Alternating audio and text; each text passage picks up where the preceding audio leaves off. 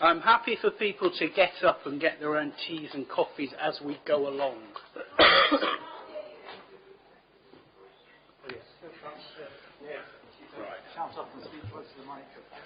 Yes. Yeah. Thanks, Alan. Right. Is that okay? That sounds pretty good from where I am. Okay. Thank you. So, yes, so what I was saying there was, please do get yourself your teas and coffees as we go along. And good evening, everyone. Thank you. Today's meeting is open to the public and a warm welcome to every one of you in attendance. My name is Councillor Brian Holmshaw and I'm the chair of this local area committee. Ideas and suggestions on how you'd like to see the future of the city. We will be taking photographs and also press and media are in the room. So please let it be known if you do not want to have yourself photographed. Please come and tell us. Before I ask other councillors to introduce themselves, I'm going to hand over to Philippa. So as not to disturb the conduct of the meeting. There is no fire test planned today. If there is an emergency evacuation, please take instruction from the council staff present. The assembly point is in Tudor Square.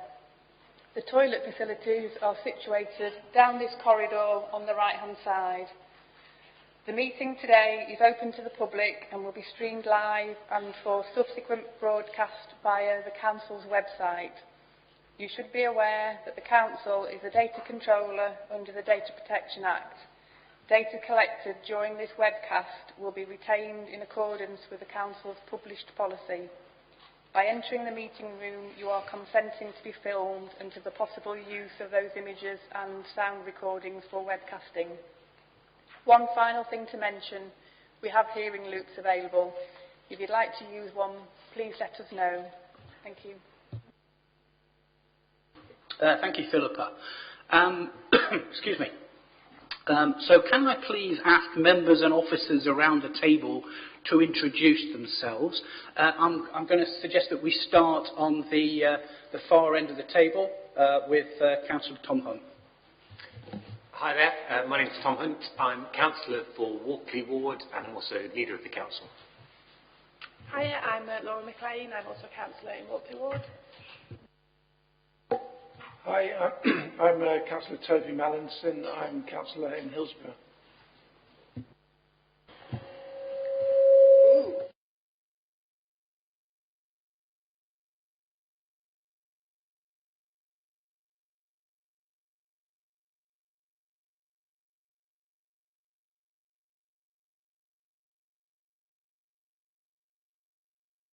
Henry Nottage for Hillsborough Ward.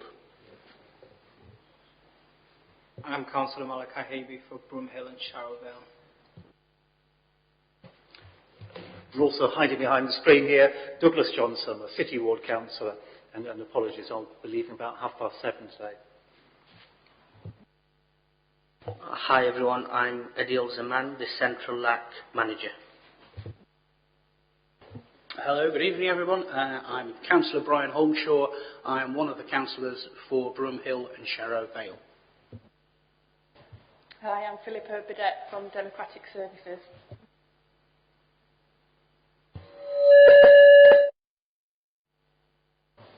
And I'm Councillor Bernard Little from Walkley. Come on in, Martin.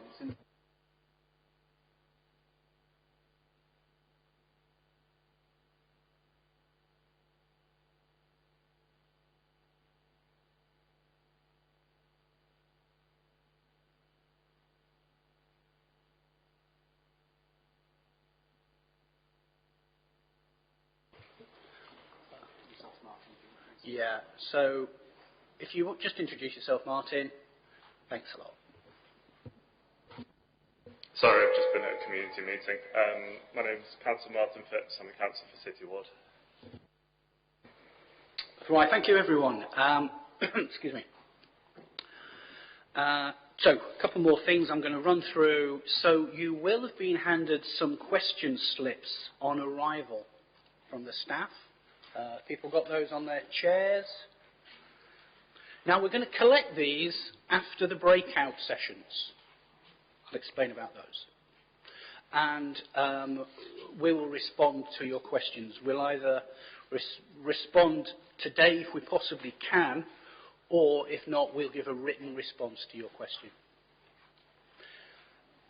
Secondly, I'm going to ask for any apologies. We've already heard who's here in the room on these tables, but Philippa, have we got any apologies for absence? We have apologies from Councillor Angela Argenzio. So thank you. We'll make a note of that. An item here which always comes up, which is exclusion of public and press. And what I have to respond to that is that there are no items that require the exclusion of any public and press. Moving on, declarations of interest. So do any members wish to declare an interest in any of these items of business on the agenda? And we usually get a resounding silence at that point because there aren't, but if anyone does, please raise their hand. Thank you. That's no one. Okay, we're moving on very fast now to item 5, which is the Central Local Area Committee Spend Report. And I'm going to hand over to our LAC manager, Adil Zaman, to give a short update on the LAC Central Spend. Thanks. Adil. Thank you, Chair. Hi, everyone. You will have received item 5 in your agenda pack as you've arrived. The purpose of this report is it sets out the budget for this financial year for the Central LAC. Each LAC, so there's 7 local area committees across the city of Sheffield. The budget for the year for 2023-24 is £100,000. On page 5 of the report, it highlights the spend to date. We have 5 key themes, which are transport and highways, business employment and skills, communities and neighbourhoods, community safety and crime, and environment. There is a breakdown of the total spend to date, which is just over £60,000. We have to spend the monies by the end of this financial year, so the end of March 2024. As it stands, the remaining budget is 50,585 and 72 to address priorities in the plan. There's also a recommendation for the local area committee to note the latest committed spend for the year, and there's also a recommendation on page 6 in regards to the cost of living budget. There was a budget passed at full council in regards to the cost of living.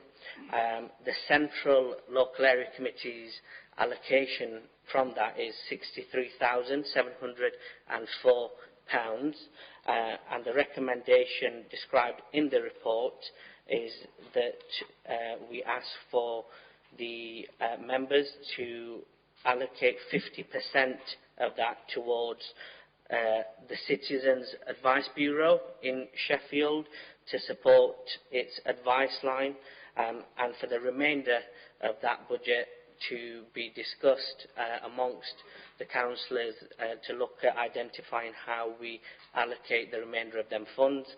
And there are more details within the report, so I now hand over to the Chair to ask the committee to approve.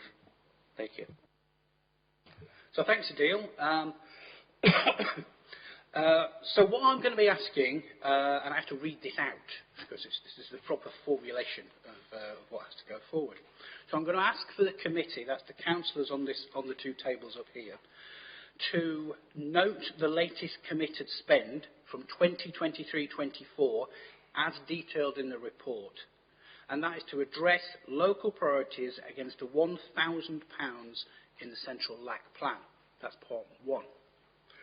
But part 2 agrees the use of the 2023-24 LAC cost of living budget of £62,704 as described in the report, namely that 50% of the central allocation, £31,852, is awarded as a grant to Citizens Advice Sheffield to support its advice line, with the remaining 50%, £31,852, used to create a new central cost of living fund.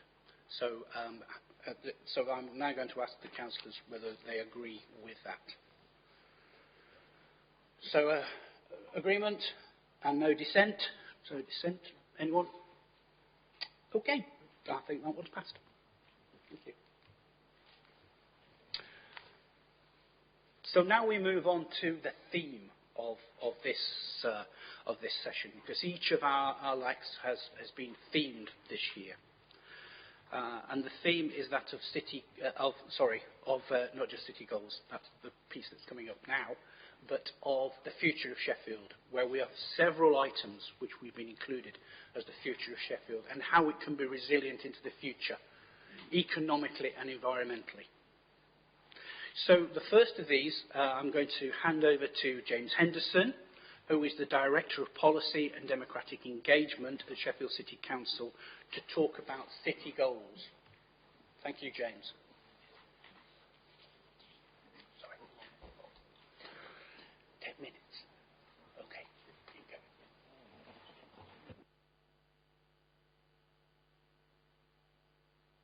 Yes, if the councillors want to go and sit in the audience to watch, that might be a good idea, because otherwise we'll be at the back.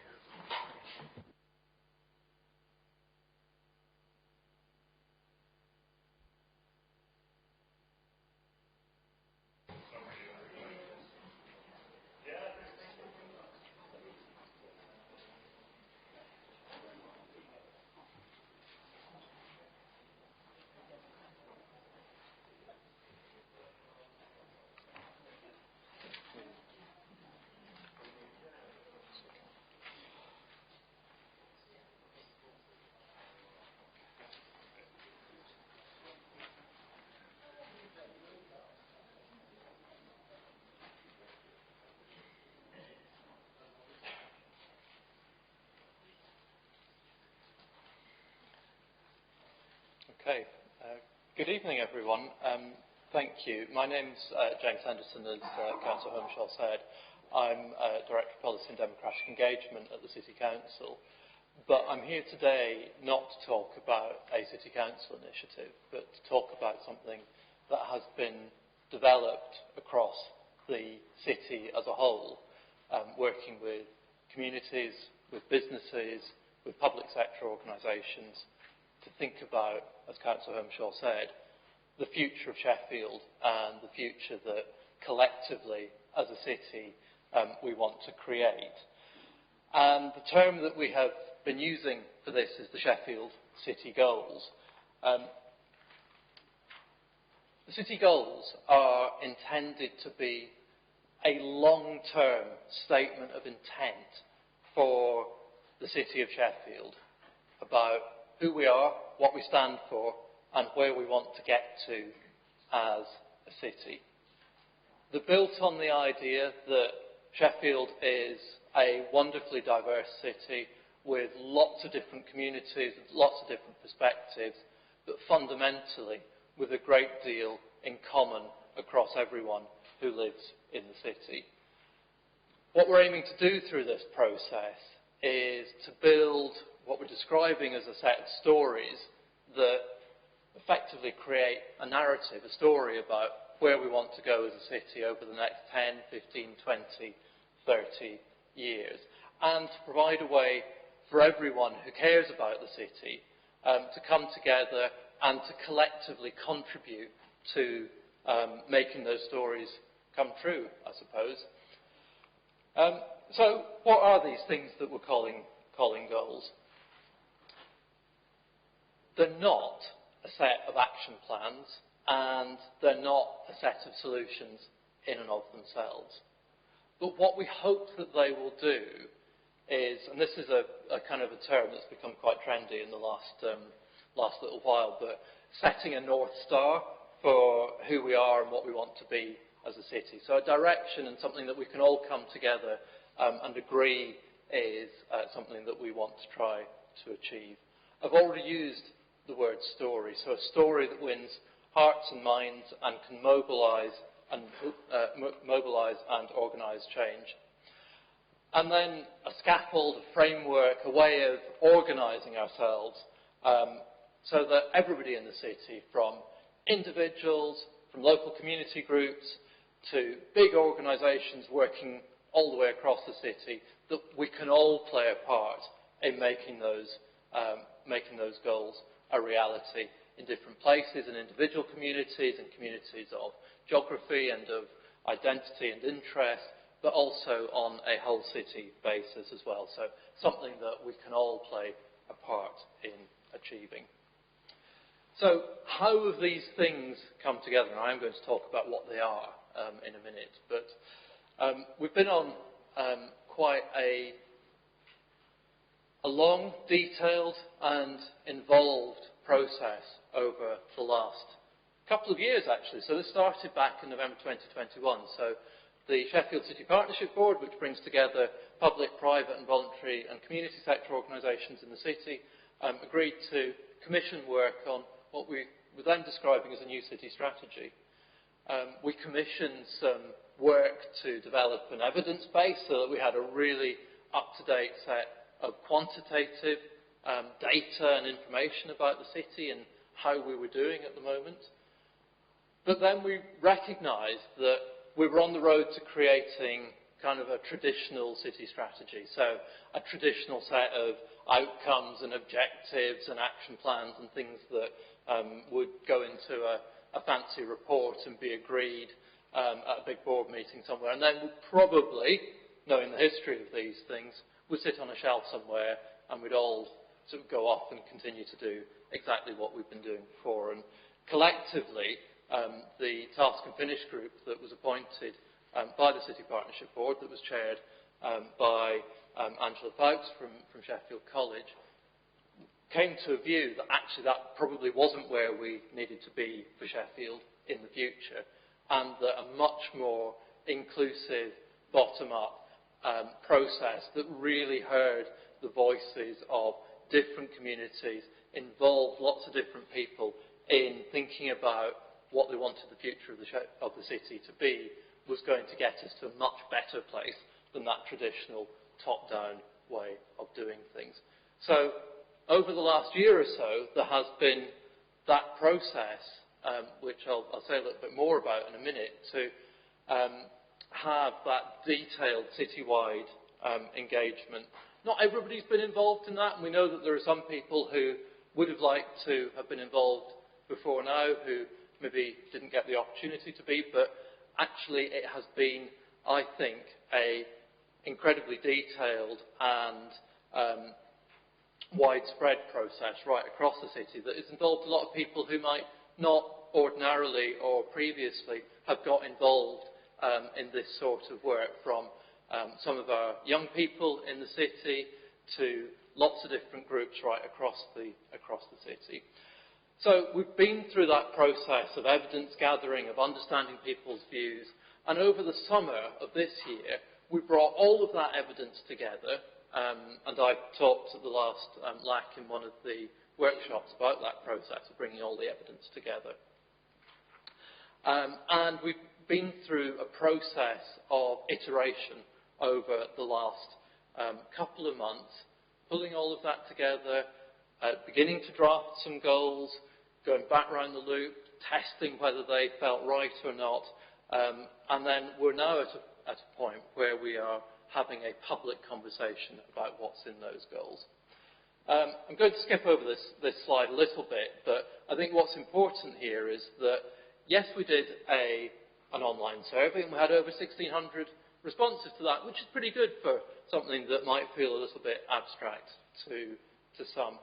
But more importantly, I think, we had a number of different engagement and different conversations right across the city with different groups. We picked out some of them here. So we've talked to the Burton Street Foundation, with youth groups, with the Medina Masjid Mosque, with Age UK, and we have also worked with Voluntary Action Sheffield to support different voluntary and community groups to have in-depth conversations with the people that they work with about what is important to them in their lives as well. So huge amount of information that we gathered. And what that has been brought together to form is the 6 goals that, if any of you come to the workshop that we're holding upstairs later, we will go into a bit more detail about.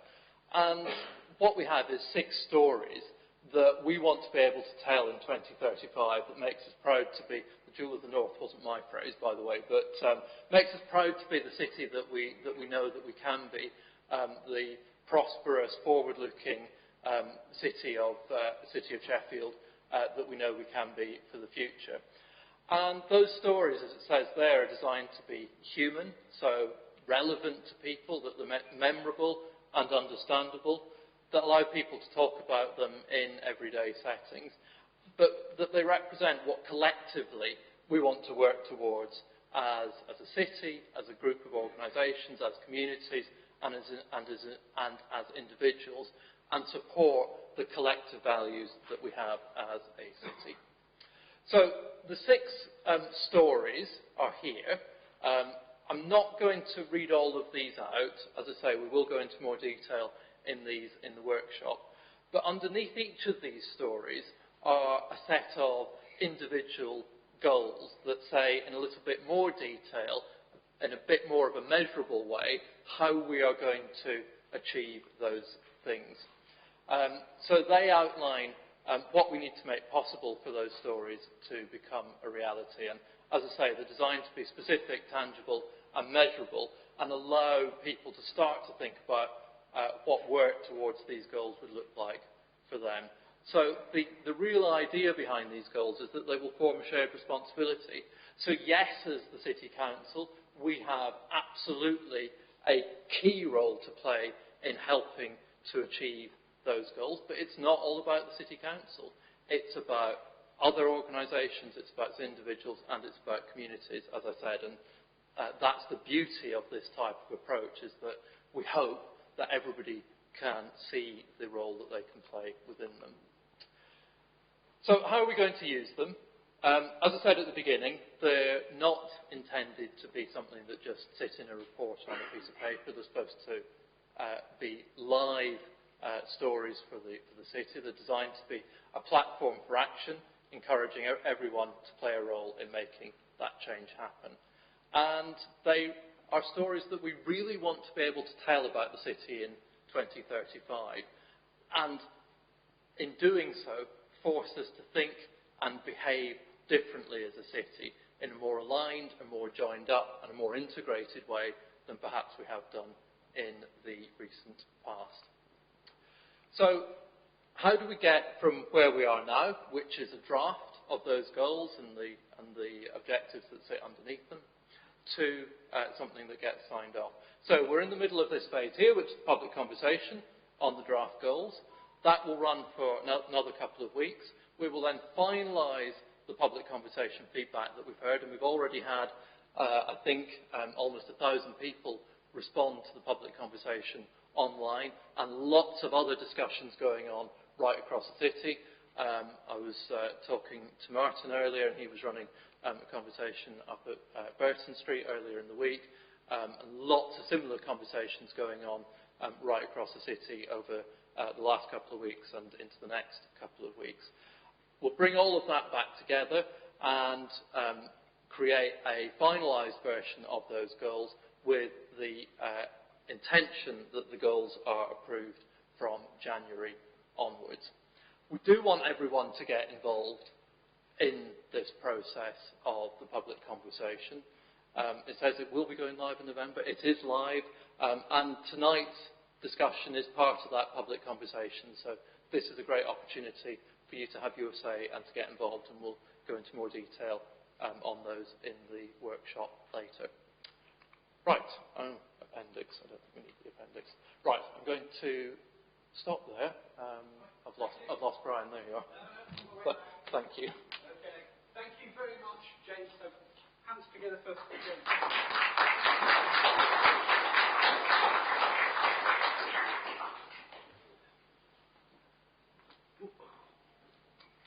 The gap between the tables, and I found it.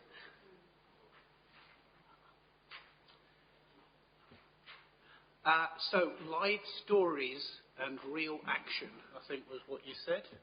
Okay, let's try and aim towards that when we get to the sessions later. We're going to have various feedback sessions. So, item 7. So, Martin McCurvey. I've not met you recently. Martin, I do remember we met a while back. But Martin McCurvey from the Sheffield Property Association, Chair of the Sheffield Property Association, and also Chair of the Castlegate Partnership, and non-director of Sheffield Chamber. Can you give us 10 minutes on your item, please? Can everyone hear me? Excellent. Thank you, Chair. Leader of the Council, fellow councillors, ladies and gentlemen, can I say what a great pleasure it is to be with you this evening and to be given the opportunity to talk to you about an organisation called the Sheffield Property Association. My name is Martin McCurvey. I'm the current chair of that association. The Property Association brings together businesses in our city who are committed to improving Sheffield's built environment. The city is our home, and our aim is to make it a great place for everyone who lives, works and socialises here. We were formed 7 years ago on a very simple premise. It was never about bricks and mortar. Cities are not just buildings. Cities are an idea that people achieve more when we come together and work together. We seek out interaction and influence, chance encounters that open up new opportunities, conversations that spark collaboration, meetings that trigger innovation. We believe in this city, it's a great place, and we believe if we work in partnership, we can achieve great things. We are the only property association in the country outside of London. Our members represent the significant land-owning development businesses in the city, along with a wide range of professional organisations that help to create and support our built environment. Together we support, celebrate and promote Sheffield, connecting land-owning and development businesses with stakeholders and partners, and we look to build relationships that strengthen all of our communities. We have a board of directors, I am the chair, and we have 6 working groups, bringing together some 150 people who work on a voluntary basis to drive forward the work of our association. I want to spend a few minutes giving you an example of some of the work we're doing. Homes England has partnered with Sheffield City Council, the South Yorkshire Mayoral Combined Authority and key local housing associations and the Sheffield Property Association to develop a strategic long-term and place-based relationship that will accelerate the delivery of new homes in Sheffield, which are of the correct type, quantum and quality. This is the overarching mission which guides the programme of work and activity that is underway. This strategic place-based relationship is intended to facilitate collaboration between the public and private sector to deliver new homes in our city. We have established the Sheffield Housing Growth Board, which is chaired by Kate Josephs, the Chief Executive of Sheffield City Council, and various other stakeholders are represented on that board. We at the Property Association are very proud to have a seat around the table and to make a contribution to this important work. We've also been working over the last 12 to 15 months in supporting Sheffield City Council with the new draft local plan for our city, setting out a vision for the city over the next 20 years. We, as people of Sheffield, must be confident in our ability to articulate a vision about our great city. We're also working with Sheffield City Council and other stakeholders on the Gateway to Sheffield £20 million Levelling Up Fund and that wonderful, exciting project which is the regeneration of Castlegate, the birthplace of our city. And I know that we will hear more about that tonight in one of the discussions upstairs. We're also very proud to work with the Council and other stakeholders on the regeneration of Applecliff through the work of the Levelling Up Fund and the Applecliff Area Board. This great vision for Applecliff Waterside, a 23-acre urban regeneration scheme which will transform brownfield land either side of the Sheffield and Tinsley Canal. We've also been participating in the work of Sheffield City Goals, and can I thank James for what I thought was an excellent summary of a work stream that has been going on for 18 months to 2 years, and we're very proud of the role we've played in that particular work. Perhaps one of the greatest successes we've had as an association is the coming together to shape and define a new culture compact for our city. This brings together the Sheffield City Council, our 2 universities, the NHS teaching hospitals, the Sheffield Property Association and various cultural organisations in our city. We have the support of Arts Council England as we look to develop a culture strategy for our city. There's a very important link, and we believe very importantly in this of the association, between how we create opportunities for cultural organisations and communities in our city with creating vibrant places where people from Sheffield and outside of our city can come together. We have a unique culture and heritage offering in our city, and we need to be really confident in how we articulate that story.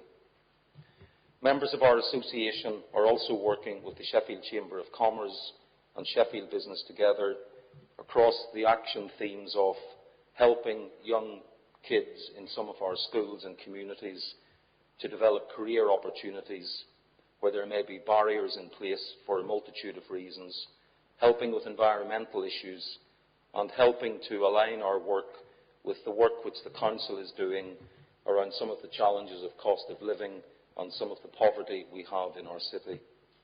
We as business people have a responsibility to step up and to play our part in trying to tackle some of the challenges we face in Sheffield. We're also about to launch, and you'll hear more about this in the coming weeks after the Christmas holiday period, we've undertaken a piece of thought leadership recently looking at the impact of COVID and the impact of working from home on our city centre.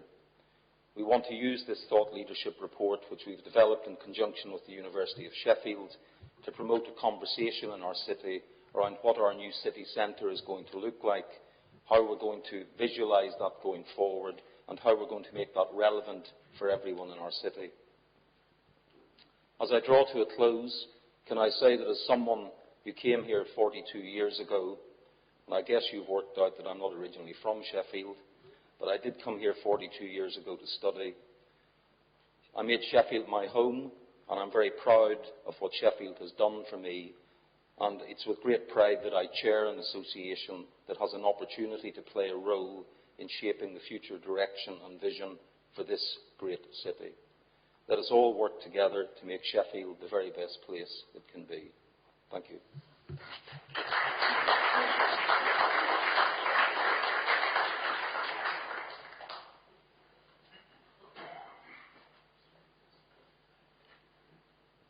Thank you so much, Martin. And Martin's going to be facilitating a workshop later? Yeah, well, I'll get to those as we go along. But let's have what's more of a residence view, perhaps.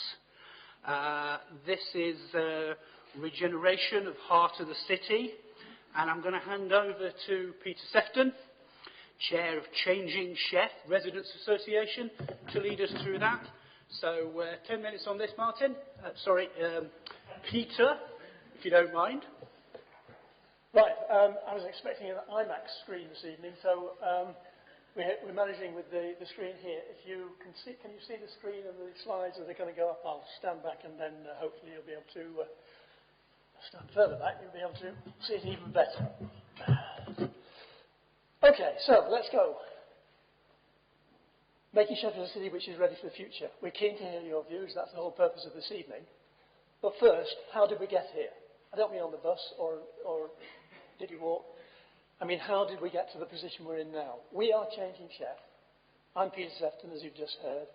That's our logo, the City Centre Residents Association. We've even got the big wheel that's there now from Llandudno, all the way from Llandudno. if you look at it carefully. So why are we changing Sheffield? Because we want it to be a great place to live. There will be capacity for 35,000 residents inside the city centre.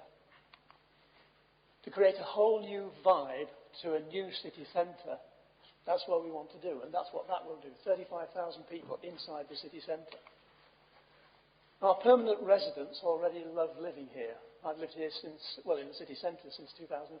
Came to Sheffield in 1984, sorry, so I've been here a long time. So our permanent residents really love living here. So if it's a great place to live, it's a great place. If people really enjoy living in the city centre, we've made it into a great place. If they don't, well, we won't have 35,000 people here because they'll all say it's rubbish. So our view is, as a Changing Sheffield Residents Association, if we make it into a great place to live, it's a great place for everybody. So let's just see how we got here. Hammerson, in the early 20 years ago, had this £600 million 7-stone shopping centre. Those of you who've been around a while will remember that. That was what it was going to look like. Big box stores. John Lewis was going to move onto the new sites that have all been cleared latterly. And John Lewis was to be the centre store with places like Primark, Sports Direct, H&M surrounding it in other stores. And the Architects Journal, which is an interesting website of the day, 7-stone in Sheffield, original scheme from 2007, ditched in 2013. The Architects Journal was extremely critical of Sheffield, sort of implying that, no, you couldn't do it, you couldn't manage it, so Hammerson have gone to Leeds instead, and they're doing the development in Leeds. Well, let's just have a look whether that was the right way to approach the situation in Sheffield at that time. What is the city of the future? The 2013 accepted way was to have shiny new malls based around the key store. It would have been John Lewis, and there would have been all these box stores all around it. That was the way in 2013. But John Lewis and Debenhams are now gone. Would they have gone if they gone into the new store? Well, we'll never know. But it's an interesting point because it makes the point about what's happening to city centres and town centres in this decade. Meadow Hall has taken regional business. Office space has reduced due to people working from home. Online shopping has become big business. Retail has changed dramatically. But what is in short supply? What is there that people do need that would make a difference? What creates a base demand? What's trendy? And the answer is housing and people. And that's where the change has come into the early 20s thinking, into the thinking today. Repopulated urban centres. And there's an example. That's Kangaroo Works beyond it is the BT building that's also been turned into apartments. Kangaroo Works is 365 apartments, probably be 1,000 people living in that, and it's now opened recently. So housing and people, repopulated urban centres, and it's happening all around the world, even in Manhattan, New York. This was the New York Times 12 days ago. For all the talk about converting New York City's languishing office buildings into housing, just one neighbourhood has done it on a large scale, the financial district.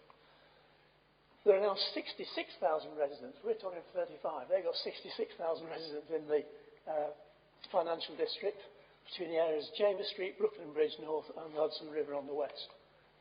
And multiple schools have opened, as have new restaurants and shops. And there's somebody looking at it. That's what we're talking about. 66,000 people moving in to what was the financial district, and nobody lived there. So we are fortunate, in our opinion, as a residents' association, people who live here, we're fortunate to be ahead of the trend with everything that's going on in the city centre now. Repopulating a city centre brings a whole new vibe. And 500 million, which is what is being spent in Sheffield at the moment, £500 million is being spent to rejuvenate our city, should bring something very special. And I like the slogans that have gone up over the last 12, 18 months. Making places and spaces for you and your city. Remixing the heart of Sheffield. What we are doing today will shape the city for decades to come, and it certainly will. This is the new city for the future that we're seeing now. And finally, making our city the best it can be for residents and visitors alike. I like the fact that residents come before the visitors there. I think that's a very interesting point. But just a little point as well in the corner here. You won't be able to see it. I'm just testing. If you've been to Specsavers recently, you will be able to see it. Otherwise, the Heart of the City logo is there. A little heart in the middle and Heart of the City around it, and Sheffield underneath. Well, what are the benefits of city centre living? Let's have a look. It's convenient. Everything's within walking distance. It provides exercise and minimal car use. People do have a car sometimes, but they only need it when they go out of town. All services are here. Shopping, opticians, dentists, doctors, churches, even hospitals, within easy reach. Entertainment and dining. Theatres, cinemas, concert venues, cafes, restaurants, bowling alleys, indoor game centres, museums and exhibitions. A lot of things inside the city centre. It's fantastic. 2 universities, 60,000 students. With a huge new Sheffield Hallam University campus being built on the way down as you walk down to the railway station. Parks and outdoor facilities. Pounds Park, the musical pocket park, which is an initiative of Changing Chef. You've got leaflets on your chairs about the musical pocket park. We're looking for sponsors from the musical industry in Sheffield. If you know anybody, if you know Jarvis Cocker or anybody like that, we're looking for sponsors. Devonshire Green, Gel Street Park, Edward Street Park, Peace Gardens, Winter Garden. There's so many places in the city centre and plenty of others as well, little pocket places. Why wouldn't people want to live here? As you can tell, I'm retired. I've been retired for quite a while, but in my retirement years, when I was retiring, people were saying, "Oh, I'm looking forward to retiring," and I say, "Where are you going?" "I'm going to move out into Derbyshire." Now, I'm nothing against any of you that come from Derbyshire or live in Derbyshire, but I would say, what on earth for? You've got all this in the city centre, and as you get older, you need more and more of it. So there we are, Pounds Park. I hope you've all visited Pounds Park. It's fantastic. Little kids love it. Well, even big kids love it. That's the musical pocket park that Changing Chef had the influence over and support from the council, and Sean McLean in particular is here this evening. The site is outside the back of Debenhams, as was, and near to the Light Cinema. That's Gel Street Park, and those are called trumpets. If you know the technical terms of they're called trumpets. And that's Audrey Ramsey, one of the trumpets. And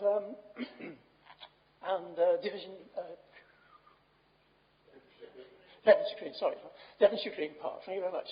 Just a quick operation there. And Devonshire, when the sun was shining. So we've got some fantastic facilities, and now we're going to get 60 new outlets in the heart of the city. Lear's Yard, Cambridge Street Collective, cold store. I can't get my head around that cold store. Sounds like something out of the back of a butcher's shop to me, that. But anyway, and 40 other shops. So there we are, Lear's Yard. That's an artist's impression. It's going to be really nice when the sun's shining. It's going to be fantastic. Cambridge Street Collective, Coles Store. Coles Corner is a better. I think Coles Corner would be a better name for that. But anyway, Coles Store. And then the new buildings that are going up with retail on the ground floor, supported by all the residential accommodation above. That's 60 new outlets. If you top them all up, that's going to be a fantastic city centre. So a question for you now. A population of 35,000 people, residents, the size of many other communities. There's a few examples: Falkirk, Exmouth, Falding and Bridlington, and many other towns in the UK, similar population size, 35,000. Is Sheffield City Centre recognised as a community? Like, for example, Hillsborough, Walkley, Mosborough, Chapeltown, Crosspool, Kelham Island. Is Sheffield City Centre recognised? Do you look at it? Anybody, hands up if you think it's a community. Right, we've got five people think it's a community, which is a small minority of the rest of the people here this evening. Well, we think, as residents, that unfortunately it's not recognised as a community. And yet, it's going to be a big community. What does a community need? Well, 35,000 people, it will be the most densely populated of those suburbs I've just described and all the rest as well. There's no village hall. We're in the town hall, but that's not a village hall, is it? No preschool nursery. No laundry or dry cleaners. We used to have two. We haven't got any now. no recycling centre or repair cafe. There's what people do with the recycling. They dump it at the side of the road and hope somebody else will go and pick it up and take it away. Because there's no way. Unless you've got a car, you can take it to one of the outlets around the outside of the city. There's no recycling. Minimal public toilets. Now, you might say, well, if you live in the city centre, you've got your own public toilets at home. But if you're showing people around the city centre, you know, and then somebody says, oh, where's the public toilets? Well, you could go to the top of Marks and Spencer. You could go to the back of the Millennium Galleries, downstairs and underneath. You could go in a pub or a restaurant or whatever, you know. There's no basic central public toilets, which is not good. No control over 24-hour licensing, which is a great concern to us. Many towns and cities have got control over licensing and can make sure that you don't get 6 a.m. closing all over the city centre. But if we get 6 a.m. closing underneath all these big apartment buildings, people won't get a decent night's sleep. So we do need some control over 24-hour licensing. And no name to call it home. Where do you live? Well, some of the members of my committee say you don't need a name. It's town. You go downtown. But if you want to say, people ask people, where do you live? And you say, well, I live in the city centre. I don't say I live downtown. That sounds like the start of a song, doesn't it? Duke of Song. But we did it. There is a name. It's been created for us. It's Heart of the City. And I think that should be the name for the new city centre. We'll call it Heart of the City. We've had Heart of the City Phase 1, Heart of the City Phase 2. Why not call it Heart of the City? And in Walkley, very imaginatively, you've got I Love Walkley, Shop Local, hanging from the lamppost. We could have Welcome to Heart of the City, hanging from the lamppost. We haven't got any canopies over shops in the new buildings. People of years gone by had the good sense, this is looking down the moor towards Sainsbury's on the right, Market on the left, and the other shops going down the moor. In the old days, they put canopies over the top. None of the new buildings have a canopy over the outside to shelter us from the rain. Now, we know what climate change is doing, especially in Sheffield. Torrential rain every so often. It makes people want to go out to Meadow Hall, doesn't it? But this makes a big difference. If you can walk down the side of the street without getting soaking wet, it's much better. I'll struggle with 1 minute, but I'll do my best. 35,000 strangers. Many students are temporary residents. How to draw them into the vibe. Branding that makes people feel it's like home. I live in the heart of the city. A community hub, an information centre. We've got ideas on how these could be done. And all residents in the building should be part of a residents association, but that's an in-house sort of. And the laundrette. Do you see it there? And the laundrette. The elephant in the room. This is why it's important. This is why I don't want to stop now. Do you know what the elephant in the room is? I've just given you a clue. There is an elephant not in this room, it's outside. What is the elephant in the room in the centre of Sheffield? You got it.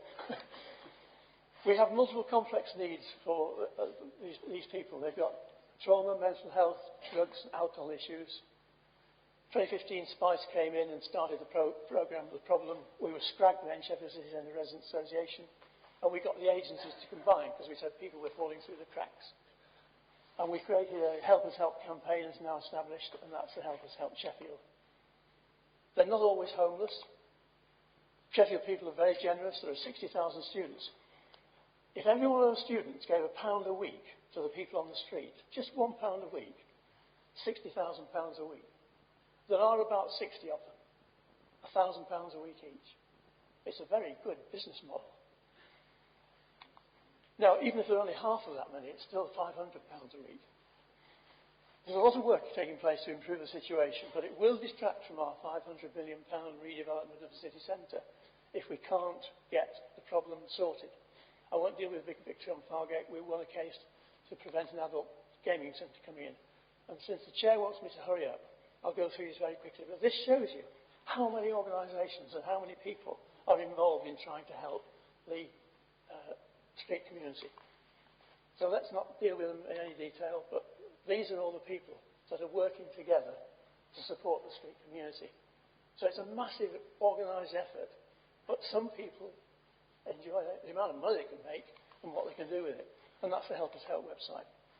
There's another elephant in the room. Graffiti. That's ruining the city centre. Now, if you live in a building, I won't be long, Brian. If you live in a building, if you occupy a building, say you work in the town hall, you can report on 101 that there's been some graffiti done damage to the building. Because that's criminal damage. It classes as criminal damage. But you can only do it if you're in the building. If it's your building, or you work in that building, or you live in that building, you can report it on 101, or even easier on the website Smart Contact South Yorkshire Police. And that's something that we really are working very hard. And there is a police officer actually, Waka Hussain, Sergeant Waka Hussain, is actually working on this with the City Council. But please report it, because the more people that report graffiti on their building, the more the police will devote resources to it. Okay. So finally, if you're no good at hopping, do not go to Meadow Hall. Oh, sorry, well, that's a typo. Do not go to Meadow Hall. Because the Star is always having a go at the city centre. The Star may be here tonight, I don't know. But they're always having a go at the city centre. It probably reflects the views of people who come in and say, oh, there's no John Lewis, there's no Debenhams, and I don't like the city centre, it's all in turmoil. However, I'm not going to go back at them now, the Star. City Hopping Centre is officially second best in the country. That was the headline on the Star. Now, if you want to go to the best hopping centre in the country, I don't know where you're going to find it, because they didn't actually tell us that.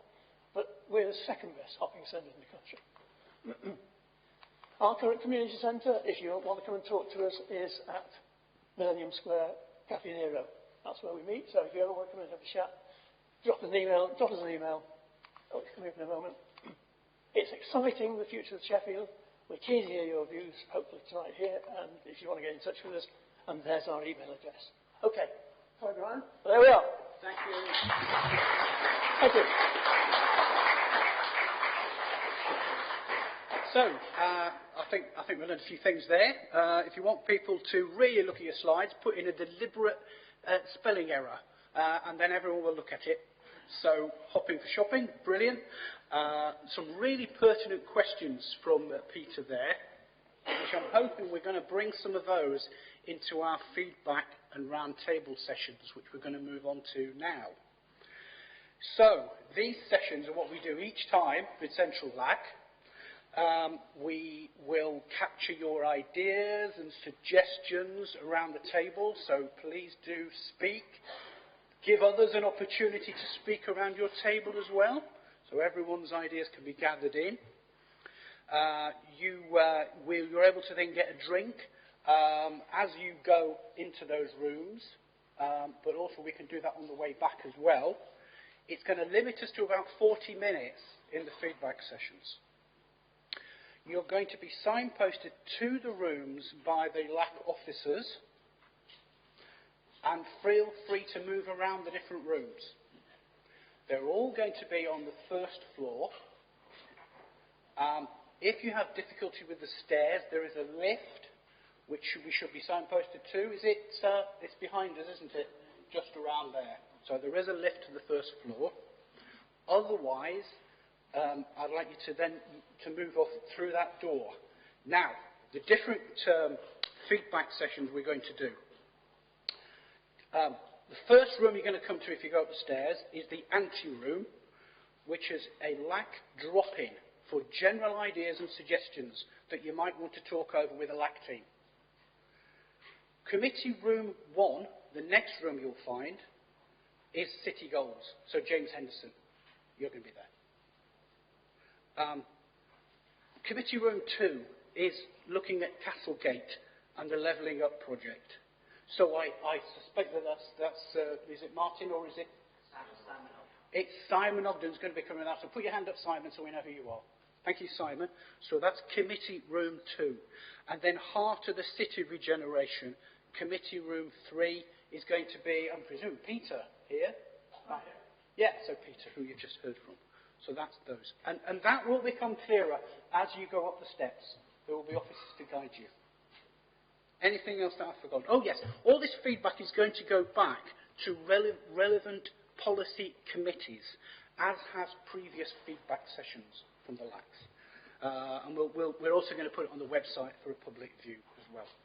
So we will see you in around 40 minutes. You'll get a warning for about 5 minutes before the end of the session. And I'd like someone to gather that information in on the table and bring it back to us for a short feedback session. I think that's all.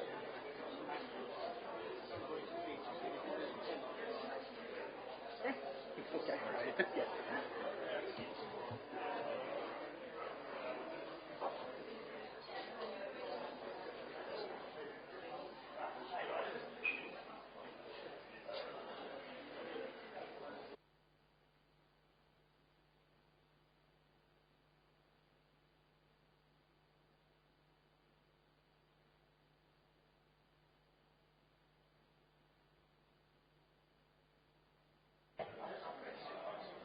Yes, I was just saying to people coming into the room, please help yourself to tea and coffee and get yourselves a seat. We shall be starting very shortly.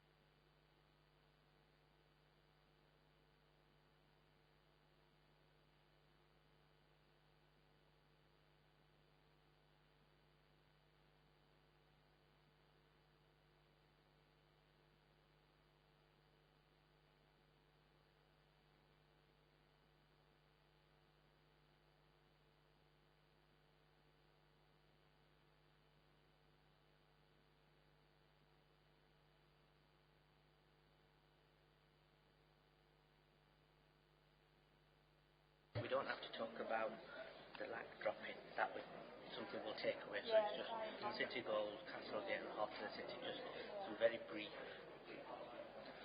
Right. Thank you. I think we're all back. I think a few people have had to go. I just thought there were going to be more others, but a few people have had to leave, I suspect. So what we do have, however, are the four facilitators in the room. So if we could have a few points back from each of those. And if we start with the city goals, if you're okay with that, James. City goals, which was in committee room 1. A few points back from your group, please. And we'll collect those and they will go forward. Yeah, thank you, Chair. So we had a really good conversation. Thank you to everyone who joined me for that conversation. A few points to feedback. One, I think, general agreement about the city goals, but some questions about whether they were whether there was enough to disagree with in the city goals as they stand at the moment. Some questions about how do we make these real and how do we make these part of what every organisation in the city is working towards.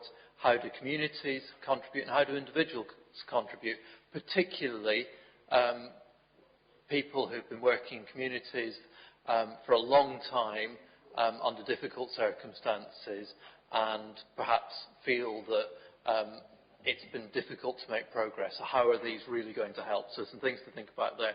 The other point that came through really strongly was how do we think about new ways of decision-making and governance around the city goals. So as we move forward over the next 5, 10, 15 years, how do we want to come together in a slightly different way to ensure that we're all making progress? And this notion of what is a good citizen and what is a good partner, and thinking about that and using stories, videos, different ways of demonstrating that we're actually making some progress against the goals was another point. I'll stop there. Thank you. That's great. Thank you. Yes. So I think we've got, as long as we've got note of that, that would be fantastic. And if your sheet can also come up to this table if you've got one, or set of, that's fine. That's fine. Whatever you have, it'll come to us and we will work on it.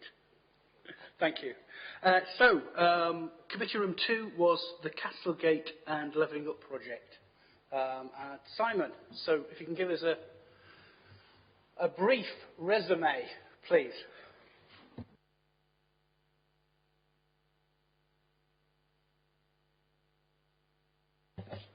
The discussion was started off as a discussion about regeneration in Castlegate generally, but focused very quickly on the castle site and the Luff project. I think it's fair to say that everybody that spoke was excited about it and sees it as being a great chance for Castlegate. But I don't think I'm distorting the feedback to say that everybody that spoke virtually felt that the full deculverting of the river and making the river accessible was an essential in phase 1. And everybody recognises that the resources have decreased because of inflation, and that's a squeeze. So we're very supportive of the council's efforts to raise more money from the mayoral authority to try and fill that gap. But I think the feeling was we're only going to get one chance at this. If we don't get the river right in phase 1, you can't go back to it later on. People used expressions like, you know, when you're doing up a house, you don't prioritise the bathroom over the roof. So that was a very strong message. Taking on board all the challenges the council have got, nobody's being glib about it, but it would make the difference between being a nice park and a really good park. And I think it would have economic benefits as well as environmental and well-being benefits. That was what people were saying. If anyone thinks I'm over-egging it, then please shout now. Okay. Under-egging. Okay, under-egging. Right. Thank you very much for that, Simon. That's clear, isn't it? What you can do about it? Tricky. Is that it wasn't privatised, I know that.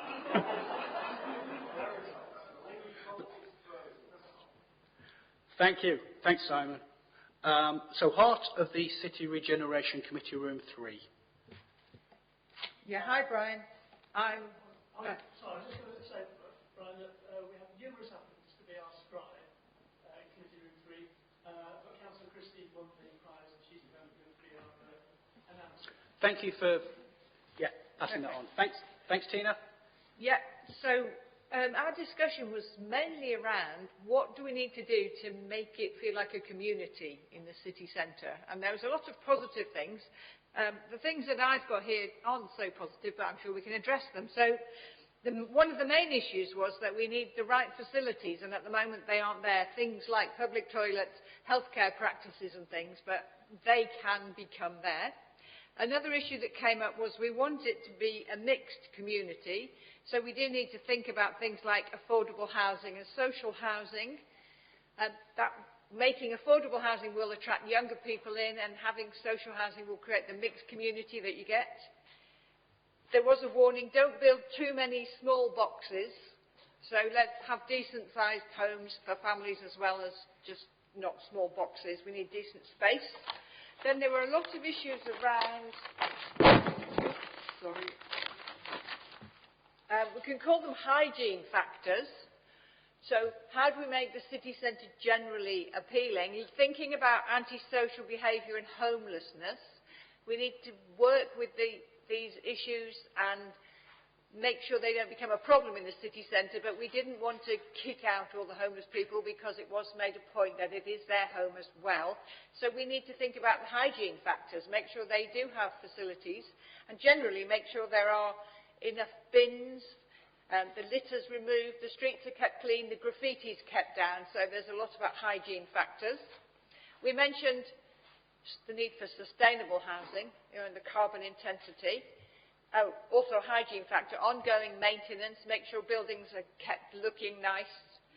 And the last thing we mentioned was, we talked about Fargate in particular, there seemed to be a lot of empty spaces above the shops, and we were talking about the front door scheme. And that's because those buildings didn't have an entrance to the upstairs unless you went through the shop, but there are grants to convert those so that people will be able to use those spaces and enter them not just through the shop. So I think that's a very brief summary of some of the things we talked about. Peter, have I missed anything? That's wonderful. I'm going to allow myself one comment here, as Chair's prerogative. For me, a lot of it in the city centre is to do with the cumulative impact of individual planning applications. So you get an individual planning application, there's conditions attached to it, but cumulatively they add up to making quite an impact if they're not done properly. So you've got to factor in your open spaces, all your hygiene aspects, all those services that you do need to be able to service all that planning that's going to go on and the growth of the city. So I'm going to leave it at that. I hope you'll forgive me for that. So, finishing off with public questions. We haven't had any public questions that on our sheets, and I've explained why we do the sheets. It's so we can know how we can answer them, in what format we need to answer them. So we haven't had any. So, we're coming to the end of the session, and there is item 12, minutes of the previous meeting. Now, this is for the members of the committee, that's the councillors on the committee, to approve or not approve those minutes. So, can members of the committee approve, as an accurate record, the minutes of the previous meeting held on 3rd of October 2023? I'd like to see whether people approve of it, and any disapproval. So it's an accurate record. Okay. Thank you very much.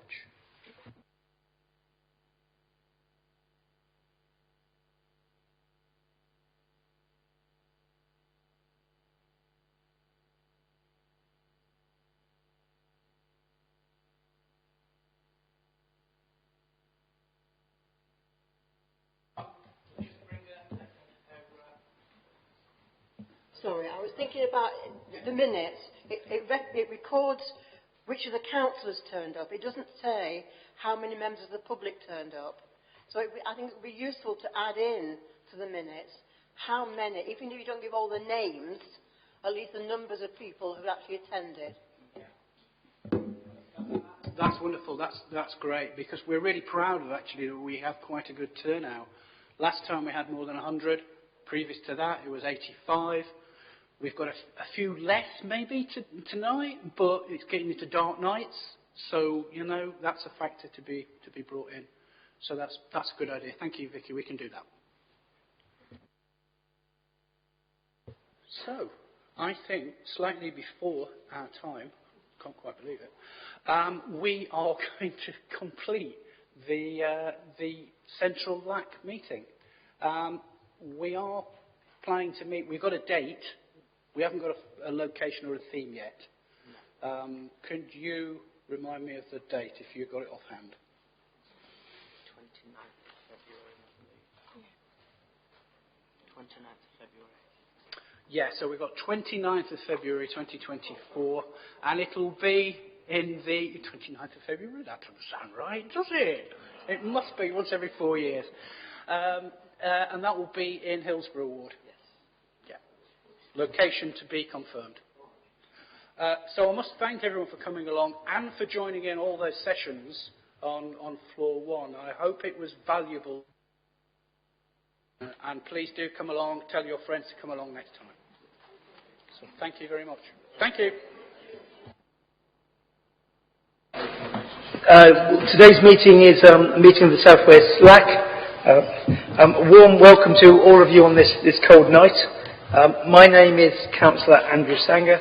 I'm the chair of this local area committee. Before I ask other councillors to introduce themselves, I'll hand over to the committee clerk to read out the housekeeping arrangements.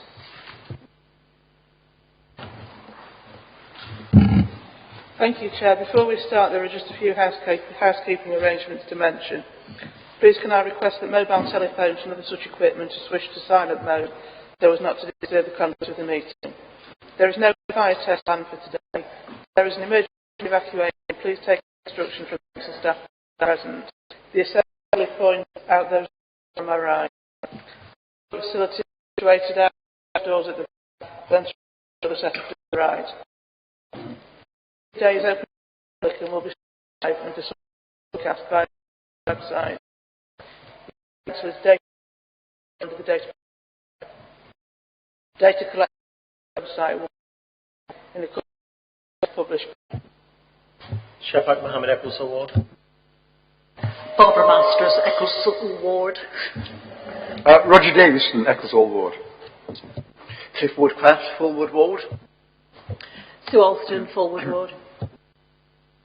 Colleen Ross, Doran Totley Ward, 15 minutes ago, so she will walk in. Tanya Bustamante, South West Local Area Committee Manager.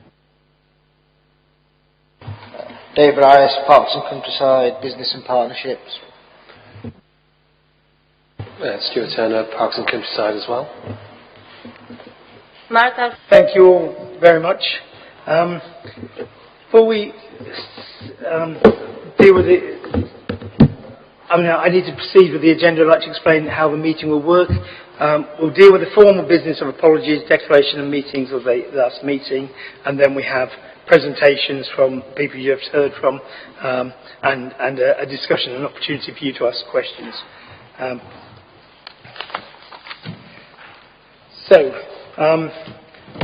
Item 2, apologies for absence. Apologies. Before we begin, I've got to make an announcement. I've got an apology for Mr. Lennox. This is to be recorded in the formal minutes of the meeting. I want to address the findings of a complaint to our resident, Mr. Lennox. Mr. Lennox, on the 29th of September, a formal complaint was submitted by you to the Chief Executive of Sheffield City Council. This was about the way in which the reply to your public question of the 28th of September had been handled. A written question and subsequent issues you raised with us. Thank you. Thank you, Councillor.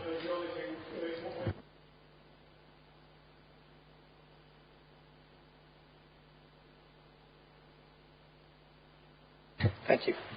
Okay, item 3, exclusion of the public and press. There are no items that require the exclusion of the public and press. Item 4.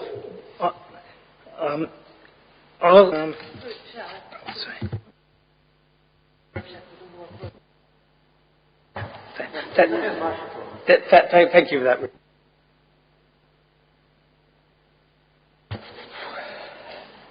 Okay. Item 5, minutes of the previous meeting. Can members agree, as a correct record, that it's the last meeting held on the 28th of September 2023? I know I'm here, but can the rest of you agree them as correct? Agreed?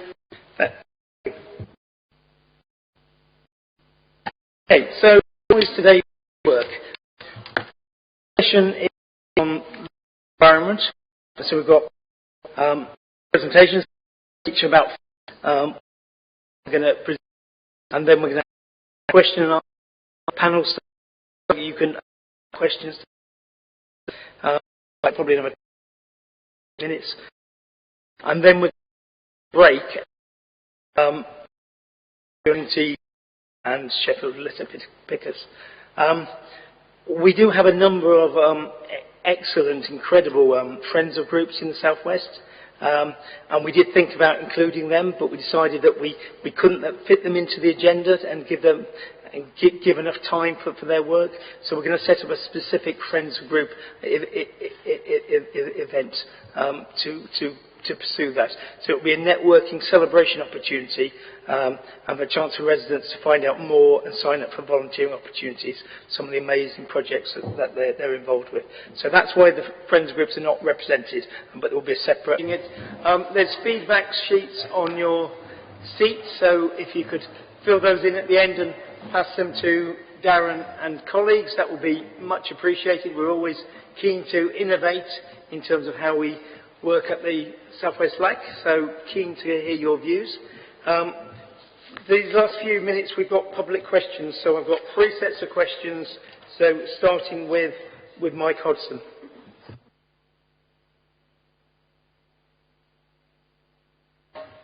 Oh, sorry, thank you. Right, so at the 6th of July LAC meeting, I asked some questions about whether the LAC had concerns about the process by which Parks and Countryside Service was negotiating a lease of part of Millhouses Park to True North Brew Company, which no longer exists, they went in liquidation, which owns the Wagon and Horses. And also about how PCS had dealt with the Friends of Millhouses Park as part of that process. The written answers I received did not answer the questions I asked. They were actually written by an officer of the Parks and Countryside Service, not by anybody from the LAC. I complained about this to the Chair and to the LAC Manager, and Paul May, our Chair, and I met Councillor Sangar and Mrs Bustamante in October to discuss this complaint. Councillor Sangar agreed that I was correct, the answers I got did not answer the questions I put, and that the minutes of that July meeting should be amended to show that was the case. This has not happened, because the Head of Democratic Services has advised that minutes of council committees can only be amended by the committee itself. That's you lot. So, I have rephrased my questions into a more general question. I'm asking the LAC if they agree that it is part of the duties of officers and members of local area committees to ensure that questions from the public are answered correctly and appropriately and in due time, as they should be with all council committees, as part of the general democratic process.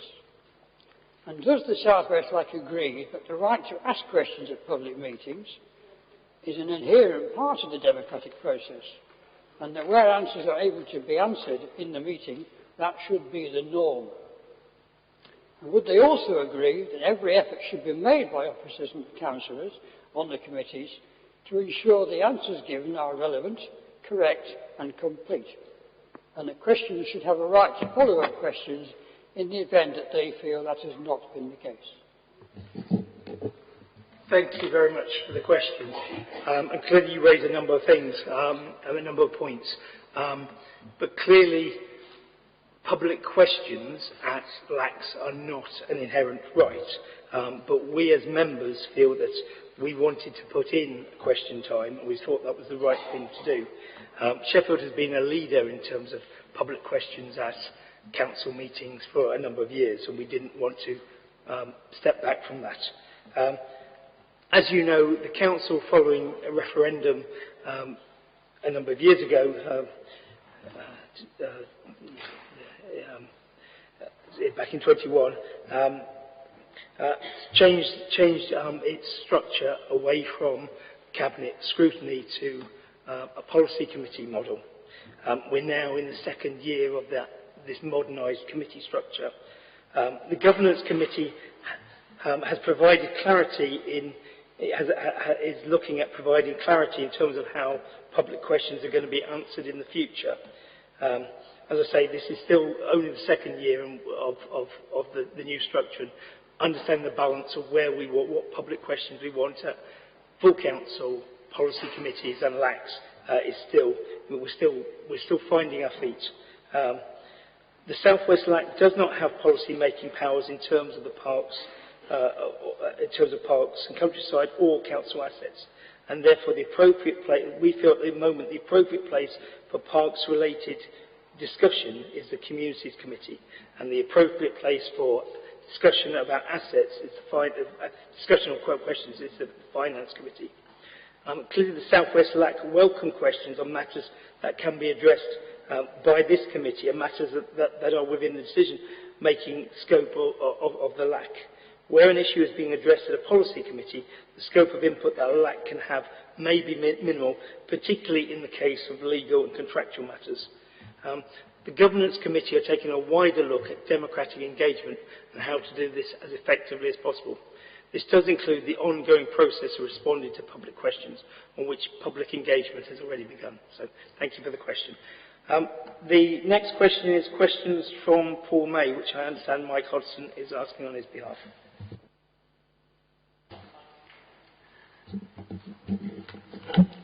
Right. So these questions were originally put at a previous meeting, but were not taken due to lack of time. They were also discussed at the meeting he and I had with Councillor Sangar, Mrs. Bustamante. So he has rephrased his questions accordingly. So how were the responses and round-table discussions at the July meeting about community safety recorded and evaluated? And will they be reported, whether to a future meeting or by email? Now, I understand that has actually happened since, so I think we can take that one as answered. Reading both the original community plan and the updated version of the plan produced more recently, it is clear there are many targets throughout the plan which have both review dates and outcome dates, and they also have timelines for achievement. Many of these timelines have been exceeded, not been met. We have not seen any of these outcomes from the plan reported at South West LAC meetings. Can you tell us how these will be published and how they will be evaluated to give an overall assessment of how well the South West LAC has performed against its original targets? And referring to the targets in the updated plan, are these aspirational targets or just a list of those that came out of the review? And how will they also be assessed and contribute to that overall assessment?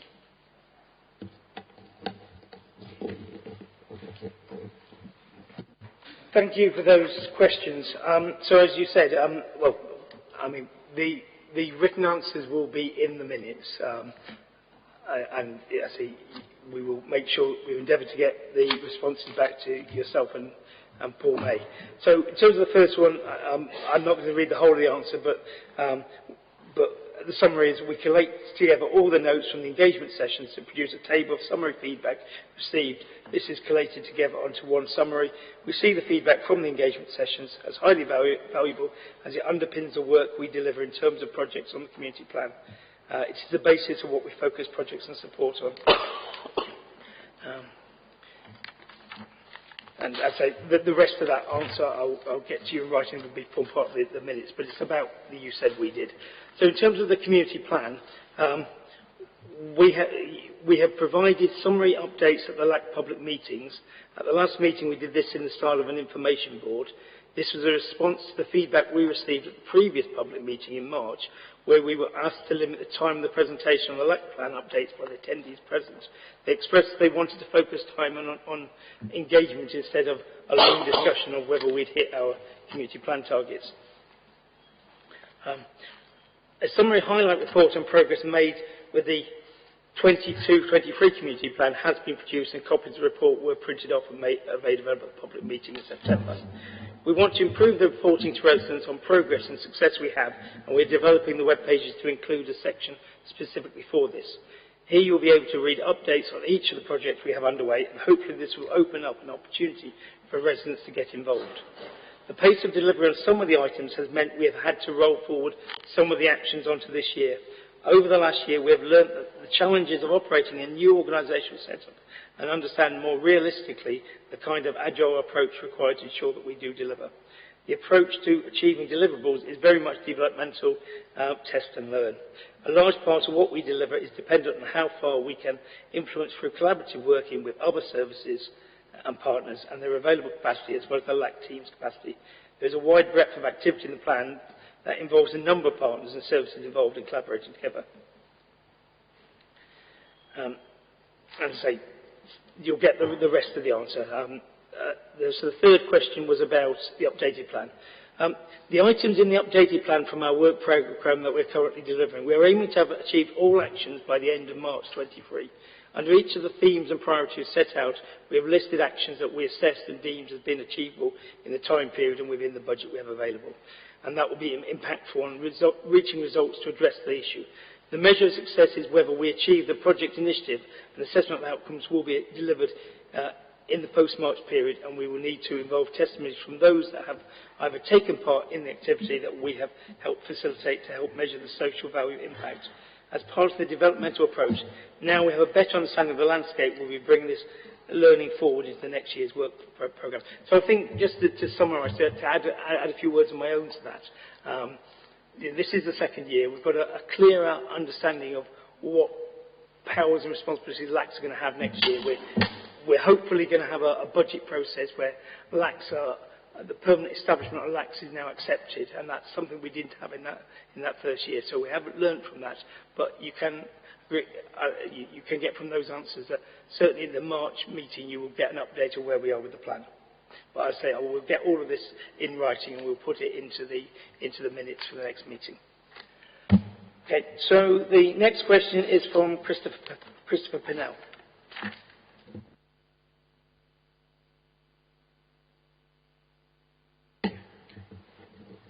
Just to shorten the question, which might have been rather long before, we all know that to the west of the developed townships, suburbs and villages of this LAC, there's a green belt, runs right the way. Indeed, it carries on up through the North LAC. So we have on the one side the developed areas where people live, you have the green belt, and then you generally hit the national park.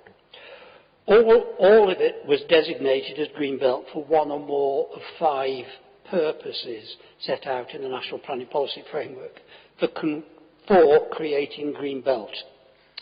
But should we do more to acknowledge that that land fulfills purposes and provides benefits well beyond the green belt formal planning purposes?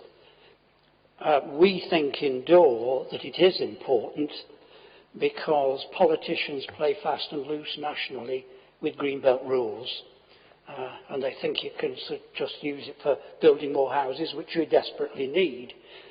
But should we put the other arguments in terms of good biodiversity, landscape quality, recreation benefits, flood alleviation possibilities, how we actually have written the first draft of a green belt strategy to do just that for our green belt in Dore. We want to submit it to Sheffield City Council and to other partners like the wildlife trusts and so on. We wanted to get a good hearing. We want to think that perhaps some other communities might do the same. Will it get a good hearing, and who should we send it to? Thank you very much for that question. Clearly, we are in the process of the local plan, and clearly that is at the next stage in terms of the adjudication. So we know various people have contributed to that, so we look forward to understanding where we are in terms of the local plan process. I understand from planning officers that most of their efforts are, at the moment, are very much geared to getting the local plan adopted. So the answer I've had from planning would be the development of a supplementary planning document that is specific to Dore would not be a priority for the planning department at the moment, although we intend to develop a citywide supplementary plan document on biodiversity net gain and other aspects of design for biodiversity. The limited resources in the planning services are currently being channelled towards supporting work on the development of the local nature recovery strategy for South Yorkshire, which work is being led by the South Yorkshire Mayoral Combined Authority. Mapping of natural capital, including the Dore area, has been completed, and the maps are available on the SYMCA landing page at southyorkshire-ca.gov.uk/explore green campaign. The LNRS landing page with an overview is here at southyorkshire-ca.gov.uk/local nature recovery strategy. DVS may find it useful to use the information here held in Dore Village Society may find it useful to use the information held here in developing their green infrastructure strategy. We anticipate that one of the aspirations of the LNRS will be to embed Natural England's green infrastructure standards within it. This would also cover elements such as active travel, ecological prioritisation and waterways management. The LNRS will cover the whole of the city, so will incorporate the Dore area. There will be engagement with the public and community groups as part of developing the LNRS. So that will go into the minutes. So thank you very much. So with that, can I thank you very much for your attendance tonight. Please fill in the feedback forms. Really, it was really good that we've had a reasonable attendance for this meeting where we've dealt with, where we've talked about environmental issues. I hope you found it interesting. Thank you very much and safe journey home. Thank you.